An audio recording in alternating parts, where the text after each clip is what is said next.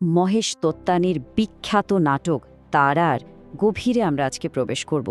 এটা কিন্তু শুধু একটা নাটক নয়, এটা একটা পরিবারের ভেতরে ঘটে যাওয়া এক ভয়ঙ্কর বিশ্বাসঘাতকতার গল্প। চলুন এই গল্পের সেই নির্মম সত্যের মুখোমুখি হওয়া যাক, যা আমাদের সমাজকে আয়নার মতো দেখিয়ে দেয়। একবার ভাবুন তো, দুটো জীবন যারা জন্ম থেকেই একে অপরের সাথে আষ্টে পৃষ্ঠে জড়িয়ে, তারা আর চন্দন যমজ ভাইবোন। তাদের শরীর একটাই, কিন্তু পা তিনটে। এই অদ্ভুত শারীরিক গঠনটাই ছিল তাদের জীবনের সবচেয়ে বড় সত্যি, আর হয়তো সবচেয়ে বড় অভিশাপও। তো যখন ডাক্তারদের ছুরি দিয়ে তাদের আলাদা করার সময় আসলো, তখন প্রশ্নটা দাঁড়ালো, কাকে সম্পূর্ণ করা হবে? সিদ্ধান্তটা কি নেওয়া হবে বিজ্ঞানের ভিত্তিতে, নাকি সমাজের পছন্দের লিঙ্গের উপর ভিত্তি করে? এই একটা প্রশ্নই তারা নাটকের একেবারে কেন্দ্রবিন্দুতে রয়েছে, আর এখান থেকেই জন্ম নেয় এক মর্মান্তিক সিদ্ধান্ত। এই নাটকের গল্পটা কিন্তু বেশ অন্যরকমভাবে বলা হয়েছে, মানে সরাসরি নয়। গল্পটা বলা হয় স্মৃতির মাধ্যমে, যেন একটা ভাঙা আয়নার টুকরোগুলোকে এক এক করে জোড়া লাগানো হচ্ছে। আর আমরা পুরো গল্পটা শুনি একজনের মুখ থেকে, যে তার অতীত থেকে যেন পালিয়ে বেড়ানো একটা ভূত। এই ধরনের নাটককে ইংরেজিতে বলে মেমরি প্লে। এর মানে হলো, আমরা যা কিছু দেখছি বা শুনছি তা একেবারে নির্জলা সত্যি নয়, বরং প্রতিটি দৃশ্য, প্রতিটি কথা সেই বর্ণনাকারীর অপরাধবোধ আর অনুশোচনায় মাখা। তাই এটা শুধু একটা গল্প বলা নয়, এটা আসলে এক যন্ত্রণাদায়ক স্বীকারোক্তি। আর এই স্মৃতির সফরের গাইড হলো ড্যান, যার আগের নাম ছিল চন্দন। সে এখন লন্ডনে থাকে, একজন লেখক। নিজের বোন তারাকে নিয়ে একটা নাটক লেখার চেষ্টা করছে, নাম টুইঙ্কল তারা। কিন্তু লিখতে গিয়েই তার সেই ভয়ঙ্কর অতীতটা বারবার ফিরে আসছে, যে অতীতটা সে এতদিন ধরে ভুলে থাকতে চেয়েছিল। চলুন এবার একটু সেই পরিবারটার দিকে তাকানো যাক। বাইরে থেকে দেখলে পরিবারটাকে আর 10টা সাধারণ পরিবারের মতোই মনে হবে, কিন্তু এর পর্দার আড়ালেই লুকিয়েছিল গভীর সব গোপন কথা, চাপা উত্তেজনা আর এক ভয়ঙ্কর ষড়যন্ত্রের জাল। যমজ হলেও তারা আর চন্দনের চরিত্রে কিন্তু আকাশ পাতাল তফাৎ ছিল। তারা শারীরিক সমস্যা থাকা সত্ত্বেও ছিল অসম্ভব প্রাণবন্ত, বুদ্ধিমতী আর স্পষ্ট বক্তা। অন্যদিকে চন্দন ছিল বেশ শান্ত শিষ্ট, বেশিরভাগ সময় তার বোনের ব্যক্তিত্বের ছায়ায় ঢাকা পড়ে থাকত। মানে তারা কোনোভাবেই অসহায় এক ভুক্তভোগী ছিল না, সে ছিল একজন ফাইটার। পরিবারের ভেতরের ফাটলগুলো কিন্তু তাদের আচরণেই স্পষ্ট হয়ে উঠছিল। যেমন ধরুন, মা তারার প্রতি যে অস্বাভাবিক স্নেহ দেখাতেন, তা আসলে ছিল নিজের অপরাধবোধ ঢাকার একটা চেষ্টা। বাবা আবার খোলাখুলিভাবেই ছেলের ভবিষ্যৎ নিয়ে বেশি চিন্তিত ছিলেন। আর দাদু তো এক কাঠি ওপরে, তিনি তার উইল থেকে নাতনিকে বাদ দিয়ে সবকিছু নাতির নামে লিখে দিয়েছিলেন। এই সবকিছুই কিন্তু একটা বড় অবিচারের ইঙ্গিত দিচ্ছিল। এবার আমরা নাটকের সেই সবচেয়ে অন্ধকার অধ্যায়ে ঢুকতে চলেছি। সেই অস্ত্রোপচারের পেছনের আসল সত্যিটা কী ছিল, সেই সত্য যা একটা জীবনকে চিরদিনের জন্য এলোমেলো করে দিয়েছিল। কী ছিল সেই ভয়ঙ্কর গোপন কথা যা একটা পরিবার লুকিয়ে রেখেছিল, যে সত্যটা একটা নিষ্পাপ শিশুকে ধীরে ধীরে মৃত্যুর দিকে ঠেলে দেয়? নাটকটা যত এগোতে থাকে, তত এই যন্ত্রণাদায়ক সত্যটা আমাদের সামনে আসতে থাকে, যা আমাদের একেবারে স্তব্ধ করে দেয়।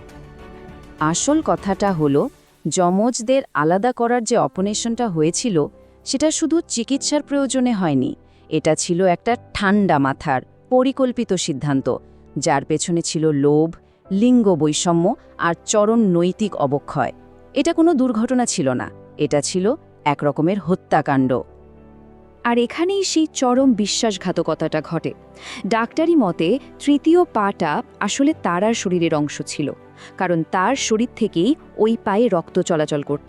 কিন্তু শুধুমাত্র একটা ছেলে সন্তানকে সম্পূর্ণ দেখার লোভে সেই পাটা জোর করে চন্দনকে দিয়ে দেওয়া হয়। এই ষড়যন্ত্রের পেছনে ছিল মূলত 3 জন। দাদু, যিনি তার টাকা আর পুরুষতান্ত্রিক ক্ষমতার জোরে ডাক্তারকে কিনে নিয়েছিলেন; মা, যিনি একটা সম্পূর্ণ ছেলে চেয়েছিলেন; আর ডাক্তার, যে কিনা টাকার লোভে নিজের পেশার নীতি বিসর্জন দিয়েছিল। এই 3 জনের মিলিত সিদ্ধান্তে একটা মেয়েকে চিরদিনের জন্য অসম্পূর্ণ করে দেওয়া হলো, শুধু একটা ছেলেকে সম্পূর্ণ করার জন্য। কিন্তু এই সিদ্ধান্তের একটা বিশাল দাম ঝোকাতে হয়েছিল। আর সেই দামটা চোকাতে হয়েছিল পরিবারের প্রত্যেককে। চলুন দেখি একটা ছেলেকে সম্পূর্ণ করার এই ভুলের পরিণতি কতটা বিধ্বংসী ছিল। এই ভুলের ফল হয়েছিল মারাত্মক। তারা তো নিজের জীবনটাই হারালো।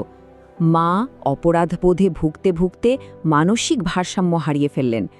বাবা পরিবার থেকে মানসিকভাবে একদম একা হয়ে গেলেন। আর চন্দন, সে সারা জীবনের জন্য এক অপরাধবোধের বোঝা বয়ে বেড়াচ্ছে। সত্যি বলতে এই বিশ্বাসঘাতকতার আঁচ থেকে কেউ বাঁচতে পারেনি। দেখুন, তারা কিন্তু শুধু একটা পরিবারের গল্প বলে থেমে থাকে না, এটা আমাদের গোটা সমাজের একটা নির্মম ছবি তুলে ধরে। চলুন এবার নাটকের মূল বিষয়বস্তুগুলো একটু খতিয়ে দেখা যাক, যা মহেশ দত্তানি তুলে ধরেছেন। নাটকের সবচেয়ে বড় আঘাতটা হলো আমাদের সমাজের লিঙ্গ বৈষম্যের উপর। এমন একটা সমাজ যেখানে একটা সম্পূর্ণ সুস্থ মেয়ের চেয়ে একটা খুঁড়িয়ে চলা ছেলের দাম বেশি। বংশে ছেলে চাই, এই আকাঙ্ক্ষা এতটাই তীব্র যে তার জন্য একটা মেয়ের জীবনকে উৎসর্গ করতেও এই সমাজ পিছপা হয় না। তারার জীবনে কি নিজের কোনো নিয়ন্ত্রণ ছিল, নাকি সে ছিল পরিবার আর সমাজের সিদ্ধান্তের শিকার? আসলে তার জীবনটা এমনভাবে অন্যদের সিদ্ধান্তে বাধা ছিল যে তার নিজের ইচ্ছে অনিচ্ছের কোনো দামই ছিল না। বলা যেতে পারে তার শারীরিক মৃত্যুর অনেক আগেই তার সামাজিক মৃত্যু ঘটে গিয়েছিল। এই নাটকের ট্র্যাজেডিটা শুধু বইয়ের পাতায় বা মঞ্চের মধ্যে আটকেনি, এটা আমাদের চারপাশে ঘটে চলা অজস্র অদৃশ্য বলিদানের দিকে আঙুল তোলে। চলুন আলোচনার শেষে আমরা ভাবি এই গল্পটা আজকের দিনে দাঁড়িয়েও কতটা সত্যি। তারার মৃত্যুতে গল্পের শেষ হয় না, বরং সেখান থেকেই শুরু হয় ড্যানের অন্তহীন যন্ত্রণা। তার বাকি জীবনটা হয়ে ওঠে বোনের প্রতি করা সেই অবিচারের এক জীবন্ত প্রমাণ, এক অপরাধবোধের বোঝা যা তাকে সারা জীবন বয়ে নিয়ে বেড়াতে হবে। এই লাইনটা একবার ভাবুন। সমাজের বিকৃত মূল্যবোধটা ঠিক এখানে স্পষ্ট হয়ে যায়। একটা পরিবার একটা সম্পূর্ণ মেয়েকে বলি দিতে রাজি শুধু একটা অসম্পূর্ণ ছেলেকে অগ্রাধিকার দেওয়ার জন্য। এর চেয়ে মর্মান্তিক আর কি হতে পারে? শেষ পর্যন্ত এই নাটকটা এটাই প্রমাণ করে যে আমরা সবাই আসলে সমাজের তৈরি করা কিছু নিয়মের অদৃশ্য খাঁচায় বন্দী। এই পুরুষতান্ত্রিক নিয়মগুলো আমাদের ভাবনা চিন্তাকে এতটাই নিয়ন্ত্রণ করে যে তার ফল হতে পারে মারাত্মক ধ্বংসাত্মক। নাটকটা আমাদের সবার সামনে একটা খুব কঠিন প্রশ্ন রেখে যায়। আমরা হয়তো আজকালকার দিনে এমন অস্ত্রোপচার করি না, কিন্তু আজও কি আমাদের সমাজে, আমাদের পরিবারে সূক্ষ্মভাবে একটা মেয়ের স্বপ্ন বা সম্ভাবনাকে ছেঁটে ফেলা হয় না, শুধু একটা ছেলেকে একটু বেশি সুযোগ করে দেওয়ার জন্য? শুধু একবার চারপাশে ভালো করে তাকান, হয়তো এমন অনেক তারাকে দেখতে পাওয়া যাবে যাদের আলো ইচ্ছে করে নিভিয়ে দেওয়া হয়েছে বা হচ্ছে।